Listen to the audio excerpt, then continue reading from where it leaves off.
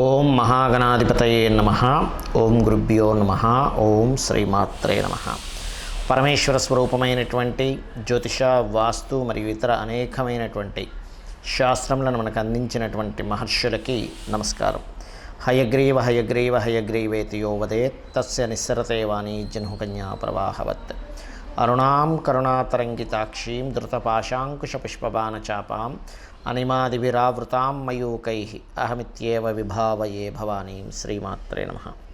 ప్రేక్షకులకి ఆ లలితాంబిక అమ్మవారి యొక్క అనుగ్రహం పరిపూర్ణంగా కలగాలని మనస్ఫూర్తిగా కోరుకుంటూ మనం ఈరోజు మార్చి ఫలితాలు ద్వాదశ రాశుల వారికి ఏ విధంగా ఉంది, ఏ విషయాల్లో జాగ్రత్త వహించాలి, ఏ విషయంలో కలిసి రానుంది, ఏ పరిహార మార్గం చేసుకోవాలి అనేటువంటిది తెలుసుకుంటూ, అదేవిధంగా ఆఖరిలో అసలు జాతక చక్రమే లేని వారు ఏ పని అవ్వాలంటే ఏ దేవతారాధన చేసుకోవాలనే విషయం కూడా నేను మీకు చెప్తాను. ఆఖరి వరకు వీడియో చూడండి. మకర లగ్నము, మకర రాశి. మకరం వారికి కనుక చూసుకున్నట్లే ఇంతకాలము కుజుడు మీకు రాశిలో ఉంటూ మరలా ఈ మార్చి మాసంలో 16వ తేదీ వరకు ఉంటాడు. ఈ 16వ తేదీ వరకు ఉండేటువంటి కుజుడు కొంతవరకు స్ట్రాంగ్, అంటే మీ శరీర సౌష్ఠాన్ని కానీ దీని అంతా పెంచుతూ ఉంటాడు. కాకపోతే ఈ మకర రాశిలో ఉండేటువంటి కుజుడు రెండవ స్థానంలో ఎప్పుడైతే శత్రుగ్రహమైనటువంటి శనితో వెళ్ళి కలుస్తూ ఉంటాడో, ఈ శనిగ్రహంతో వెళ్ళి కలవటము అనేటువంటిది ఏంటంటే కొంత ఈ కుటుంబ సంబంధించినటువంటి వ్యవహారాలు, ఈ కుటుంబ సంబంధించిన విషయాల్లో కొంతవరకు స్ట్రెస్ని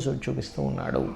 అదేవిధంగా మూడులో రాహు ఉండడం అనేటువంటిది ఏమిటంటే కొంతవరకు ఈ కమ్యూనికేషన్ రిలేటెడ్ సంబంధించినటువంటి అంశాల్లో చాలా బాగుందని చెప్పుకోవచ్చు. మరియు మరొక విషయం ఏంటంటే ఇక్కడ గమనించుకున్నట్లయితే ఇక్కడ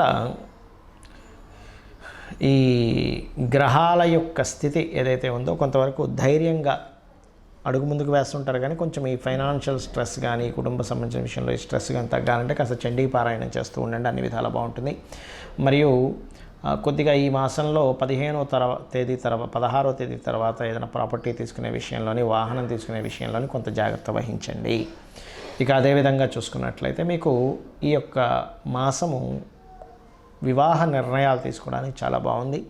కుటుంబ సభ్యుల్లో కొంతవరకు ఈ 6వ తేదీ తర్వాత కొంత ఫ్రెండ్స్ మూలంగా కుటుంబ సభ్యుల మధ్యన వచ్చేటువంటి చిన్న చిన్న డిస్టర్బెన్స్ కావచ్చు, లేకపోతే మీ యొక్క సంతానం కొన్ని విషయాల్లో మొండిగా ఉండడం వల్ల కొంత కుటుంబ సభ్యులతో చిన్న చిన్న డిస్టర్బెన్సెస్ రావడం కావచ్చు, ఇటువంటివి గోచరిస్తున్నాయి. ఎందుకంటే సర్వసాధారణంగా కూడా గోచారంలో పాపగ్రహాల యొక్క సంబంధం, పాపగ్రహాల యొక్క కలయిక ఎక్కువగా జరుగుతుంది. కాబట్టి ఈ యొక్క విషయాల్లో కొంత జాగ్రత్తగా ఉండాలి.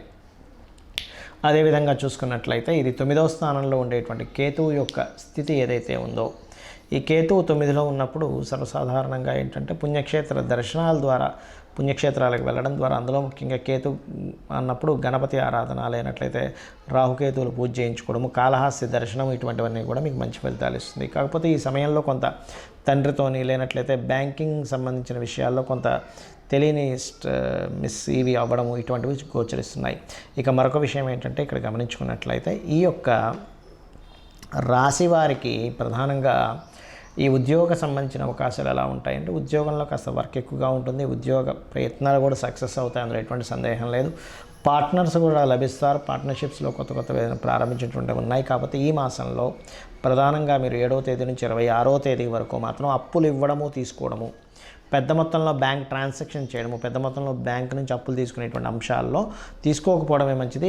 అత్యవసరమైతే తప్ప తీసుకోకండి. ఎందుకంటే ఇక్కడ 6వ అధిపతి 9వ అధిపతి, బ్యాంకుకి కారకుడైన 9వ అధిపతి, అప్పుకు కారకుడైన 6వ అధిపతి 3వ స్థానంలో, అంటే మీరు దానికి సంబంధించిన కండిషన్స్ ఏమి తెలుసుకోకుండా సంతకం పెట్టి అప్పు తీసుకోవడం వల్ల అది మీకు చాలా ఎక్కువ ఎఫెక్ట్ని ఇస్తుంది. కాబట్టి ఇంకా తప్పనిసరిగా తీసుకోవాల్సి వస్తే మాత్రం పెసలు దానంగా ఇవ్వడము, విష్ణు సహస్రనామాలు చదివి ఇవ్వడం లాంటివి చేయండి, తీసుకోవడం లాంటివి చేయండి. ఇక మీరు చేయవలసిన నిత్యము దేవతారాధన, లక్ష్మీనరసింహస్వామి యొక్క ఆరాధన చేయండి, వరాహ స్వామి యొక్క అష్టోత్తరాలు చేయండి, అన్ని విధాలా బాగుంటుంది. రాబోయేటువంటి అంటే దాదాపుగా ఫిబ్రవరి 6 నుంచి మనకి 125 రోజులు దాదాపుగా ఈ కుజ సంచారం ఉంది.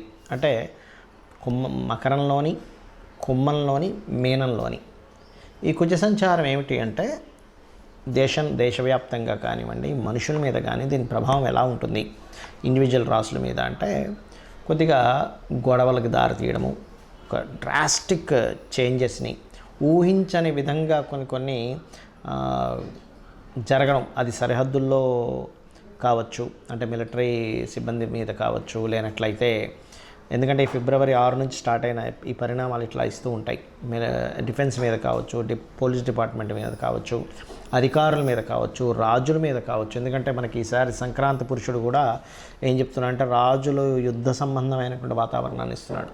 అయితే మనందరం కూడా ఈ కుజ సంచారం ఫిబ్రవరి 6 నుంచి దాదాపుగా ఇది జూన్ 2వ తేదీ వరకు దీని ప్రభావం ఉంటుంది. అంటే దాదాపుగా మనకి చూసుకుంటే ఇది ఒక మార్చు అంటే ఒక 125 డేస్ వరకు ఉంటుంది దీని ప్రభావం.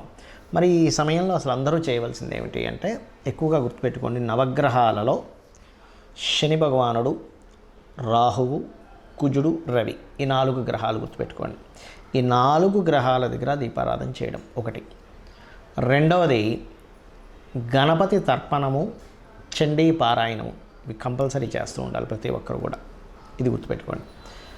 ఇవి చేస్తూ ఉన్నట్టయితే ఈ కుజుడి యొక్క ప్రభావం అనేటువంటి తగ్గి రకరకాల దేశాల్లో ఉంటూ ఉంటారు ఇండియన్స్ వెళ్ళి, అక్కడ ఏదైనా యుద్ధ వాతావరణం ఉన్నా కూడా కొంచెం ఇవన్నీ ఎందుకు చెప్పుకుంటామంటే యుద్ధ వాతావరణం వచ్చినప్పుడు మనకి ముందుగా సరుకులు ఒక 2-3 నెలలు సరిపోయిన సరుకులు ఇంట్లో ఉంటే ఇబ్బంది ఉండదు. కాబట్టి ఇటువంటివి మెయిన్గా జాగ్రత్త పరచుకోవాల్సిన సందర్భాలు నడుస్తున్నాయి. అదేవిధంగా మత విద్వేష సంబంధమైనటువంటి కొన్ని గొడవలు ఇట్లాంటివి కూడా వస్తాయి ఈ కాంబినేషన్ ఉన్నప్పుడు. ఈ కుజుడు కనుక శనికి రాహుతో సంబంధాలు కలుగుతున్నప్పుడు. అయితే సహజంగా అన్ని రాసుల వారు ఇప్పుడు నేను చెప్పిన రెమెడీ చేసుకుంటూ, మరొక విషయం ఏంటంటే ఎవరికైనా గవర్నమెంట్ రిలేటెడ్ వర్క్స్ అవ్వాలనుకోండి, ఇప్పుడున్న గోచారపరంగా రాశి నక్షత్రం ఏమీ తెలియదు మీకు, కానీ గవర్నమెంట్ జాబ్ సంబంధించిన వర్క్స్ అవ్వాలి. సూర్యభగవానుని చూస్తూ దుర్గా సూక్తము మరియు కాలభైరవ అష్టకము చేయండి, తొందరగా గవర్నమెంట్ వర్క్స్ అవుతాయి. అదేవిధంగా మీకు ఏదైనా చూడండి భూ సంబంధించిన వివాదాలు ఉన్నాయనుకోండి, ఇప్పుడున్న గ్రహస్థితి రీత్యా చెప్తున్నాను నేను మీకు, భూ సంబంధించిన ముందుకు కదలట్లేదు. అలాంటప్పుడు మీరు చేయవలసింది ఏమిటి అంటే పర్టికులర్గా మీరు వారాహి అమ్మవారి అష్టోత్తరాలు, ఇప్పుడున్న గ్రహస్థితి రీత్యా వారాహి అమ్మవారి అష్టోత్తరాలు చేసుకుంటూ నవగ్రహాల్లో కుజ శని రాహు గ్రహాల దగ్గర దీపారాధన చేయండి. అదేవిధంగా ఫైనాన్షియల్ మ్యాటర్స్ ముందుకు కదలట్లేదండి, నాకు రాశి నక్షత్రం ఏమీ తెలియదు, అప్పుడు ఏం చేయాలి? ఇప్పుడున్న ఈ మంత్ ఉన్నటువంటి గ్రహస్థితి రీత్యా మీరు చేయవలసింది ఏమిటి అంటే పర్టికులర్గా మీరు శని రవి గ్రహాల దగ్గర దీపారాధన చేస్తూ ఓం సంపత్కరీ సమారూఢ సింధుర వ్రజ సేవితాయ నమః అనే మంత్రం చేసుకోండి. లేదా నవవిద్రుమ బింబశ్రీ న్యక్కారి రతనచ్చద, దీనికి ముందు ఓము లాస్ట్లో నమః కలుపుకొని ఓం నవవిద్రుమ బింబశ్రీ న్యక్కారి రతనచ్చదాయ నమః అనేటువంటి నామస్మరణ చేసుకోండి. అలాగే పర్టికులర్గా యూనివర్సల్గా బుధుడు మీనరాశిలో మనకి ఫిబ్రవరి 15 నుంచి 26వ తేదీ వరకు, ఫిబ్రవరి 7 నుంచి